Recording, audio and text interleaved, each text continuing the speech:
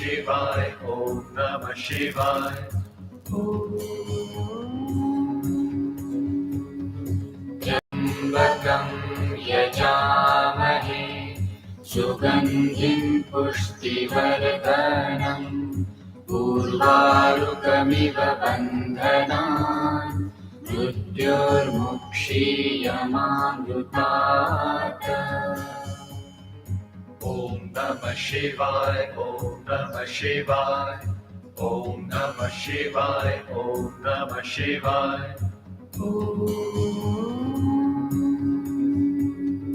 Jambakam yajamahe sugandhim pushtivardhanam urvarukamiva bandhanan mrityurmukshiyamamrutat.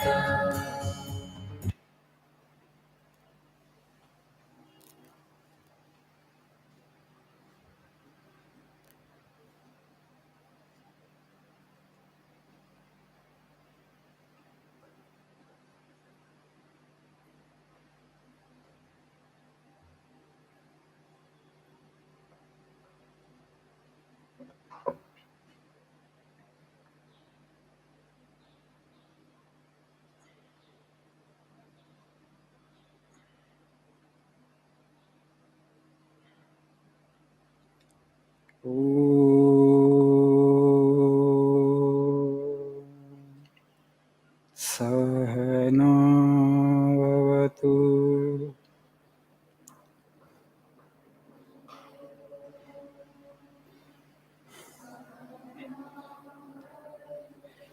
sahana bhunaktu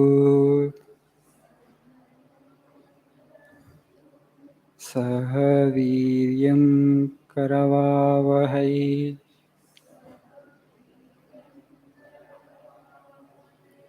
tejasvi navadhitamastu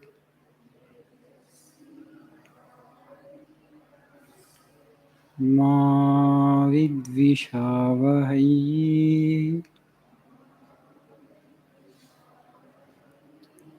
Om Shanti Shanti Shanti.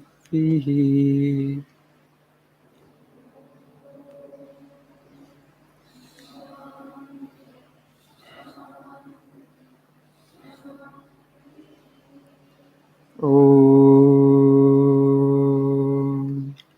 Asato Ma Sadgamaya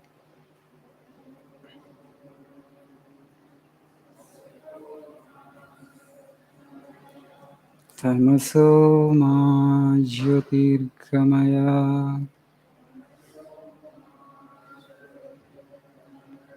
Mrityo Ma Mritangamaya. Om Shanti Shanti Shanti.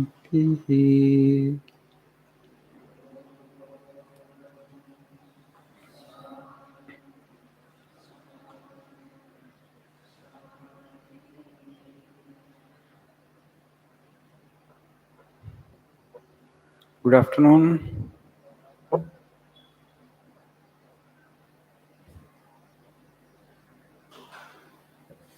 Yeah, number has diminished. People will-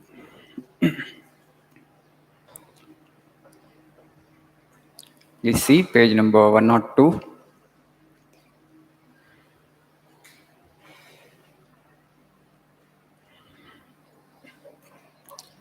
Our lifeblood is spirituality. If it flows clear, if it flows strong and pure and vigorous, everything is right. Political, social, any other material defects. When the poverty of the land will all be cured if that blood is pure. The last quote in the same page. But mark you, If you give up that spirituality, leaving it aside to go after the materializing civilization of the West, the result will be that in 3 generations you will be in an extinct race because the backbone of the nation will be broken. The foundation upon which the national edifice has been built will be undermined, and the result will be annihilation all round. We get that? Our lifeblood is spirituality. India has always been a spiritual land. Our forefathers actually are sages and saints, rishis. No other culture, no other civilization has produced as many sages and saints as this country has produced. Buddha actually is in history actually we know up to Buddha only, but before Buddha there are so many. They didn't actually come in history because there's a prehistory.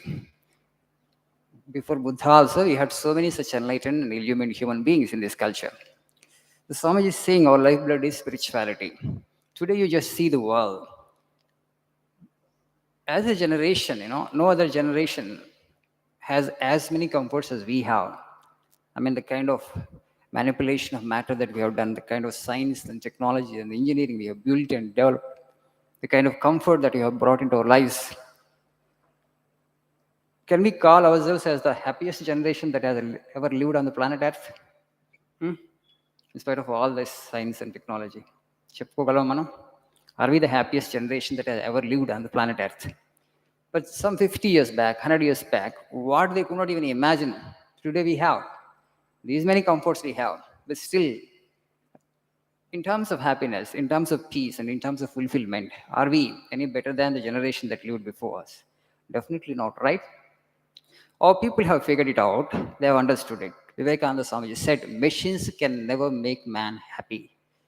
Machines can never make man happy. You may manipulate this matter further. You may develop engineering and science further and further. But unless you master your internal nature, unless you learn to conquer your thoughts and emotions, you will not be able to make yourself really peaceful and happy. That's the reason we have always focused on conquering the inner nature. Okay, inner nature is profound. The inner nature is not a simple thing. Had we come here as an animal, roti, kapda, makan would have been sufficient. Okay, but for man, actually, it's a completely different story. When these basic necessities of life are not fulfilled, we'll be totally preoccupied with that. How to provide for myself, how to provide for my physical necessities of life. Once these are fulfilled, the real struggle begins. Real struggle begins only after these basic necessities are taken care of. So you just see more than the uneducated and illiterate people, educated people are suffering at a psychological level. Not that you don't have physical comfort, you have all the things around you, but still you are not that happy and not peaceful because now the real battle begins, the battle of conquering our inner nature, conquering the thought, conquering the emotion. For that, actually, you have to come to the spiritual process. That's why Swami is saying our blood is spirituality. Sister Nivedita makes a great statement. I think I have said this, I don't know. She said, the simplicity of Indian home is a deliberate choice of a highly cultured mind. You know Sister Nivedita, Vivekananda's English disciple? She came along with Vivekananda from England. And so she settled down here and she served Mother India. She died very young, 41 or 42. She started a school for girls in Calcutta. She dedicated her life to uplift the women of India. And she, after studying Indian civilization, makes this statement: the simplicity of Indian home is a deliberate choice of a highly cultured mind. If you just see the society, the Western societies and Eastern societies today, America is the most affluent nation in the world. But is it the happiest civilization, the happiest society? There are so many social evils there.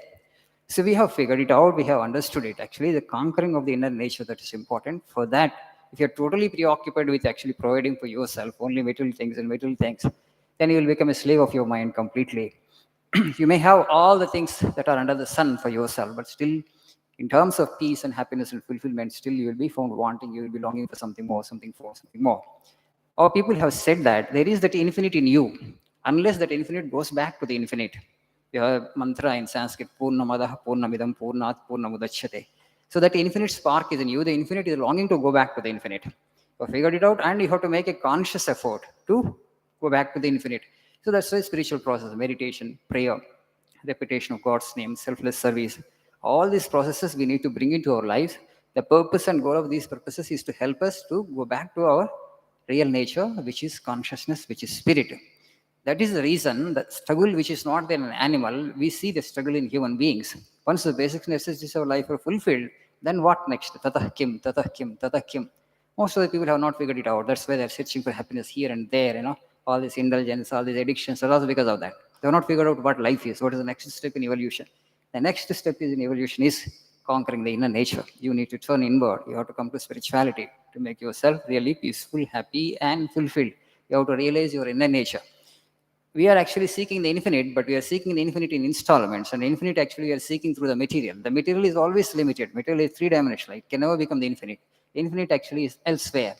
What you need to reach the infinite is you just turn inward and just conquer the mind. Once you transcend the mind, you are already infinite.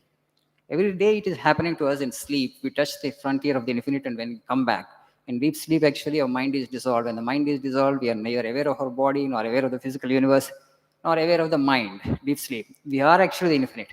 Again, you wake up in the morning. When you get up, first comes the I thought, I, then comes the mind, then comes the universe, then the interaction, then all the struggle, strife, anxiety, tension, stress. Only in wakeful state, right? In deep sleep state, nobody experiences stress. So that deep sleep existence is only our real existence. That is the infinite existence. It's so close to us, yet so far. So far because we are not aware of it, we are not conscious of it. So the religious process or spiritual process is just becoming conscious of our own real nature, inner nature. How that will happen, how to regain our own freedom, how to regain our own glory, that is through spiritual process, through meditation, through prayer, through selfless service, and through repetition of God's name. What will happen through these processes? The little ego sense, or I, which is separating us from the infinite, will get dropped through these processes. Once this ego is annihilated, this little I sense is annihilated, little individuality is annihilated, this truncated individuality is annihilated, you will experience our cosmic individuality, our infinite individuality, our real personality, our real being. We are always there in the absolute. We are always anchored in God only, but we are not aware of it. That's why Swami is saying spirituality, spirituality, spirituality is the bedrock on which this nation had been built. So strengthen it, hold on to that, and give it to the rest of the world. And Swami says, Vivekananda, that is your responsibility as an Indian. You alone have this. You alone have been given this beautiful knowledge and wonderful spiritual wisdom. No other civilization, no other culture has it. Cherish it, treasure it, hold it on to, and then actually pass it on to next generations and also to other races. That's why spiritualize the whole mankind. That is our responsibility. Thank you. Have a nice afternoon.